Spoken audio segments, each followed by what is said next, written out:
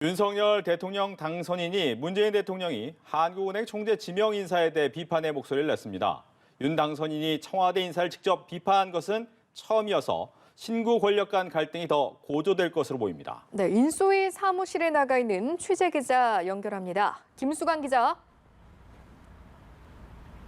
네, 윤 당선인은 문재인 대통령이 이창용 국제통화기금 아시아태평양국장을 한국은행 총재로 지명한 것에 대해 날을 세웠습니다. 윤 당선인은 오늘 통일동 집무실 앞에 마련된 야외 기자실에 들러 기자들의 질문을 받고 차기 정부와 단연간 일해야 할 사람을 마지막에 인사조치하는 것은 바람직하지 않다고 했습니다. 그러면서 부동산 매매 비율을 들어 문 대통령이 곧 집을 넘겨야 하는 상황에 있는데 그런 경우 곧 들어와 살 사람의 입장을 존중해 집을 고치거나 하진 않는다고 덧붙였습니다.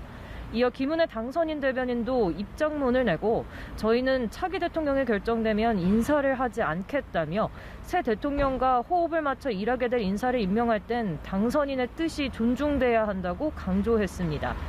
김 대변인은 당선인이 직접 판단해달라는 문 대통령의 언급에 대해 참모들이 당선인의 판단을 흐리는 것처럼 언급하신 것은 대단히 유감스럽다고도 밝혔습니다.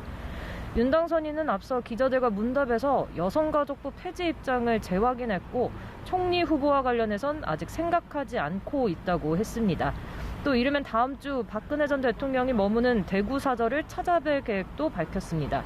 윤 당선인은 오늘 오전 퇴원한 박 전 대통령에 대해 건강이 회복돼서 아주 다행이라며 다음 주부터 지방을 가볼까 하는데 한번 찾아뵐 계획을 갖고 있다고 말했습니다. 또 대통령 취임식과 관련해서도 원래 전직 대통령들이 오시게 돼 있지 않느냐며 박 전 대통령을 초청할 의사를 밝혔습니다. 윤 당선인 측은 시진핑 중국 주석과의 통화가 성사됐다는 내용도 밝혔습니다. 내일 오후쯤 통화가 이뤄질 예정인데 대통령 당선인 신분으로 중국 정상과 통화하는 첫 사례가 될 전망입니다. 윤 당선인은 오늘 오후엔 아키바토르 주한 이스라엘 대사와 접견합니다.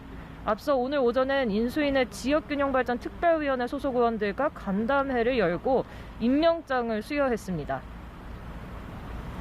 네, 당초 오늘로 예정됐던 법무부의 업무 보고를 인수위가 거부한 상황인데요. 이유가 뭡니까? 네, 인수위 정무행정사법분과는 오늘 오전 긴급 기자회견을 열고 당초 오늘 오전으로 예정됐던 법무부의 업무 보고를 유예한다고 밝혔습니다. 박범계 법무부 장관이 어제 윤 당선인의 사법개혁 공약에 대해 공개적으로 반대 입장을 표명한 데 따른 겁니다. 인수위원들은 박 장관을 겨냥해 분노를 금할 수 없다고 목소리를 높였습니다. 인수위원들은 법무부 장관의 구체적 사건에 대한 수사지휘권을 폐지한다는 공약은 검찰의 독립성과 중립성을 강화하려는 윤 당선인의 철학과 의지가 담긴 것이라고 강조했습니다.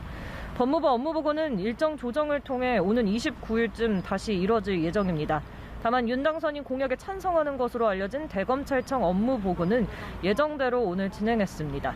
지금까지 삼청동 인수위 사무실 앞에서 연합뉴스TV 김수강입니다.